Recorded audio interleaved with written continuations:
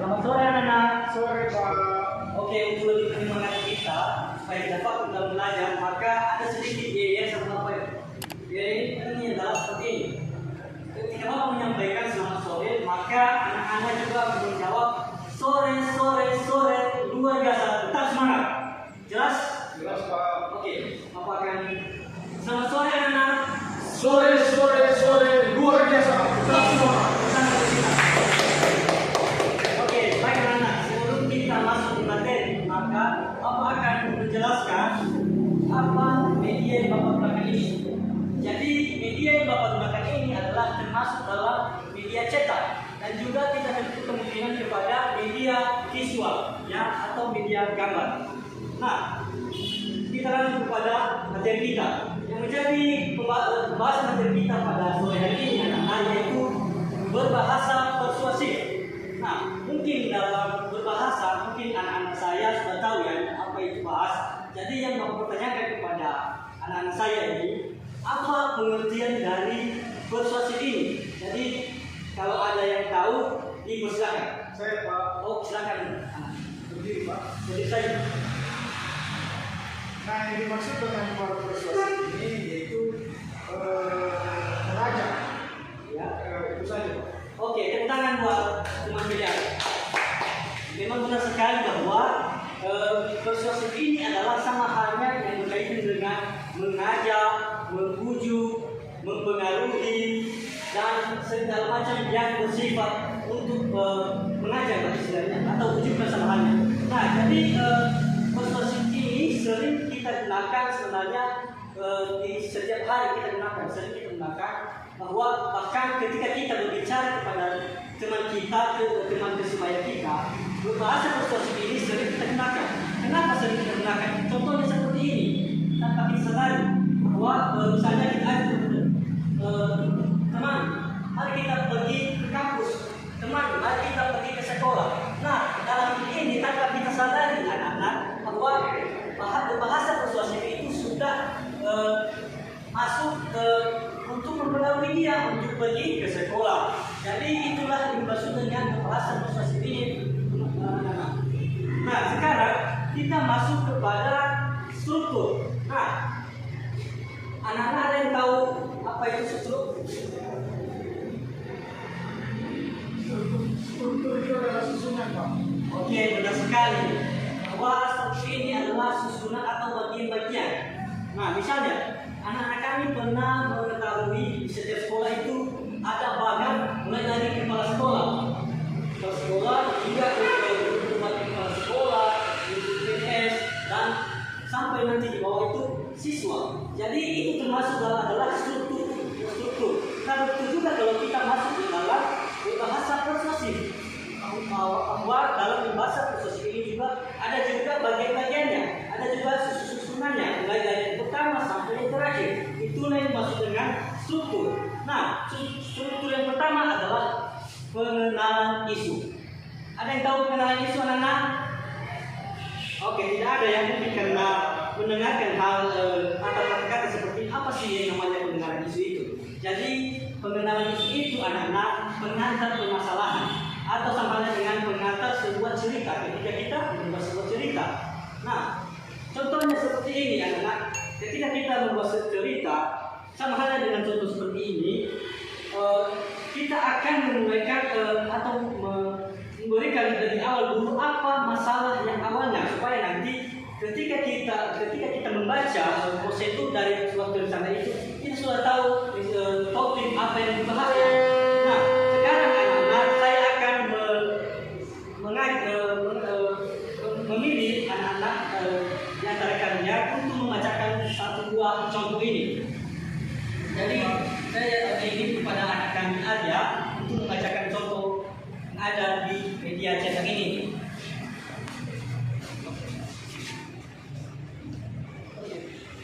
Betapa sulitnya seorang pecandu rokok untuk menghentikan kebiasaan merokoknya. Seberapa mahal pun harga rokok tidak dapat menghentikan mereka. Misalnya, di Malaysia, harga 20 batang rokok dapat setara dengan 5% pendapatan buruh kasar. Di Shanghai, Cina, Petani dan perokok menghabiskan uang untuk membeli rokok lebih banyak daripada yang dipakai untuk membeli gandum, daging, dan buah-buahan sebagai kebutuhan utama mereka. Hentikan merokok sebelum candu rokok melekat pada diri Anda. Oke, terima kasih untuk anak kami Arya. Bahwa sama halnya dengan apa yang disampaikan tadi adalah pengenalan isu atau pengantar permasalahan, yaitu coba kita baca betapa sulitnya seorang pecandu rokok. Jadi pada paragraf pertama ini anak-anak sudah dicantumkan yaitu pengenalan isu atau pengantar permasalahan. Sehingga nanti kalau kita membaca dari bawah sini tidak asing lagi karena kita sudah mengetahui deskripsi atau gambaran umum mengenai cerita ini, yaitu seorang yang sedang mencari rokok berat. Jadi itulah dia contoh pengenalan isu. Contoh yang kedua adalah rangkaian argumen. Nah, mungkin anak-anak tahu ya yang namanya argumen itu adalah pendapat. Nah, ketika kita membuat sebuah cerita, nah tentu apa yang kita buat itu tentu dengan hasil imajinasi kita atau hasil karya kita sendiri. Nah, bahkan juga ketika kita membuat sebuah cerita, ketika ceritanya itu fakta benar-benar terjadi, maka kita juga meminta pendapat-pendapat yang sudah memberikan sesuai dengan cerita yang dia berikan, maka kita boleh cerita ulang mengenai hal itu. Jadi harus membutuhkan namanya argumentasi dari atau data-data dari yang sebenarnya. Tinggal kita ini nanti hanya mengembangkan kalau kita buat dalam cerita fakta. Nah, dalam cerita fakta ini tentunya juga memiliki namanya ketertarikan kepada kita sendiri atau sama halnya dengan persuasi.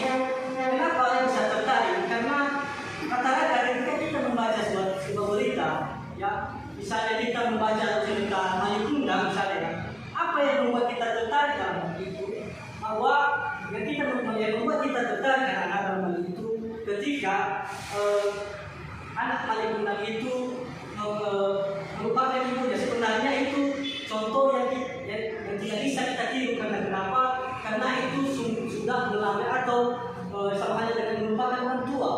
Nah, yang menjadi persuasifnya dari situ anak-anak, yaitu dari segi cerita itu anak-anak, yaitu dia menghimbau kita secara tidak langsung untuk kita tidak boleh meneladani cerita si Malikunda itu sehingga dia nanti merupakan ibunya.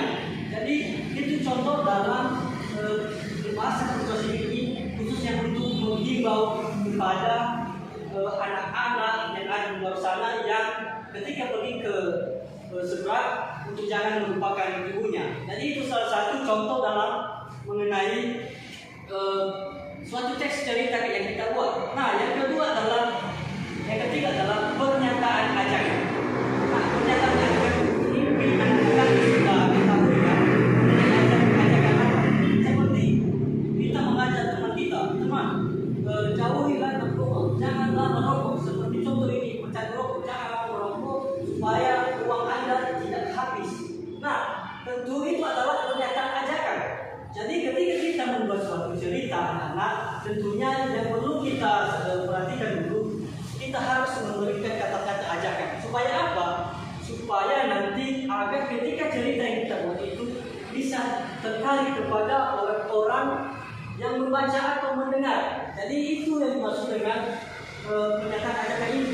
Ajakan itu supaya setiap orang itu senang membaca argumentasi kita, senang membaca apa saja cerita yang kita buat tersebut.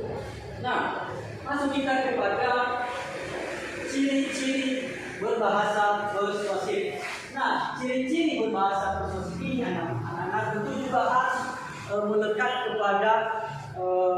kepada ketika kita membuat sebuah cerita. Contohnya harus memakai kata-kata yang penting. Misalnya yaitu haruslah, demikianlah, seharusnya. Misalnya haruslah. Kalau kita buat cerita misalnya tentang pendidikan. Nah, contoh seperti ini, haruslah saya pengen ke sekolah karena ke sekolah itu atau pendidikan itu dapat mencapai kesuksesan dan membuat saya jadi bisa menerima pekerjaan di mana saja, bisa menjadi seorang guru. Nah, tentu itu adalah kata-kata penting ketika kita mendengarkan kata-kata seperti adalah sepantasnya dan sebagainya, maka itu sudah dimaksud dengan memakai kata-kata penting. Yang kedua adalah menggunakan kata-kata imperatif.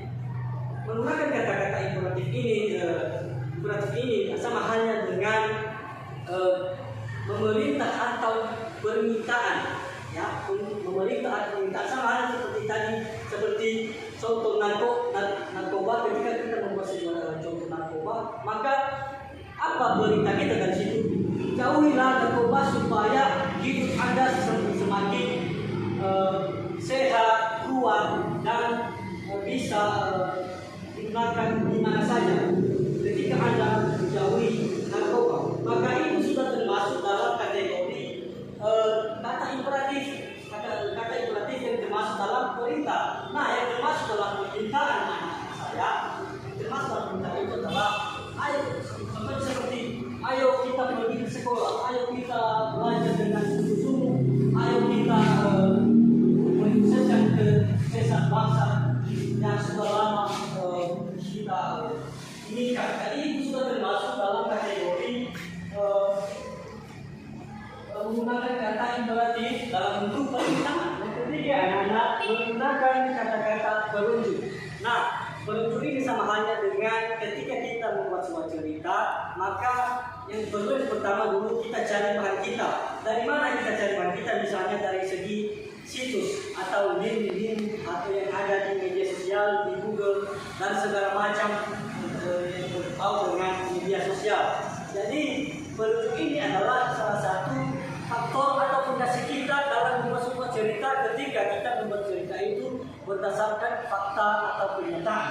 Misalnya, ketika kita membuat cerita fakta seperti kecelakaan atau pembunuhan yang akan terjadi seperti Sambo itu, tentu kita harus memerlukan data-data yang aktual atau fakta sehingga nanti bisa kita mendapatkan fondasi kita nanti ketika kita membuat sebuah cerita, sama halnya dengan menggunakan kata-kata perujuk ini. Nah, jadi anak-anak saya untuk lebih jelas ini saya akan berikan contoh kepada anak-anak, tentu kepada anak saya.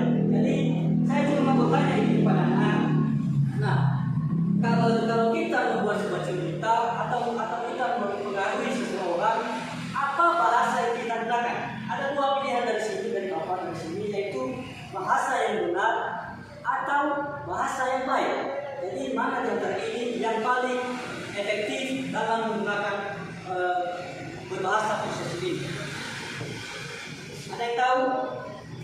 Yang salah benar tidak apa-apa, pokoknya memberikan argumentasi. Dipersilakan kepada anak kami, Firman. Iya. Baik Pak, menurut saya kita mempengaruhi seseorang. Jadi menurut saya itu kita harus menggunakan bahasa yang benar. Oke, memang benar yang apa yang disampaikan, tapi lebih efektifnya ketika kita menggunakan bahasa yang baik sebenarnya. Jadi kalau benar tidak masalah, apapun disuruh menyampaikan argumentasi. Iya. Terima kasih. Tepuk tangan buat teman. Nah, ketika kita membuat sebuah cerita ya anak-anak, bahasa yang kita gunakan itu adalah bahasa yang baik. Kenapa? Kalau kita membuat bahasa yang benar, misalnya saya pergi ke pasar. Misalnya ketika kita pergi ke pasar, lalu kita membeli sebuah barang. Misalnya kita beli sebuah buku. Nah, ketika kita membeli sebuah buku kepada penjual, saya akan membeli satu buku, Pak. Berapa harganya? Tentu itu adalah dengan bahasa yang baik. Nah, ketika kita menggunakan bahasa benar yang misalnya pada akhirnya ada tanda baca, tanda seru, misalnya seperti ini. Berapa harga buku ini, Pak? Tentu itu tidak akan respon baik oleh si penjualnya. Dan begitu juga dengan penggunaan bahasa ini. Dalam penggunaan bahasa ini yang paling efektif yang kita gunakan itu adalah bahasa yang baik. Supaya apa? Supaya teman-teman kalian yang kalian pengaruhi itu bisa mengikuti apa kemauan kalian. Misalnya kita mengatakan ke sekolah. Jadi itulah mengenai berbahasa dengan suasana ini. Jadi anak-anak untuk itu ada tugas sama bapak yang bapak berikan, yaitu carilah ya apapun topik yang Anda temukan mengenai bahasa persuasi atau berbahasa persuasi dan diserahkan minggu depan. Jadi itu sebagai tugas anak-anak dan juga sebagai kesimpulan dari bahasa ini adalah yaitu kita mempengaruhi seseorang, kita mengajak seseorang, kita membujuk seseorang dan lain sebagainya. Jadi itu saja mengenai pembahasan kita kali ini anak-anak ya. Untuk itu saya akan berikan juga motivasi kepada anak-anak supaya apa penjelasan pada hari ini supaya ini kan juga minggu depan Bapak akan bertanyakan kepada anak-anak. Kalau misalnya tahu, maka Bapak akan memberikan nilai yang sangat fantastis atau luar biasa kepada anak-anak.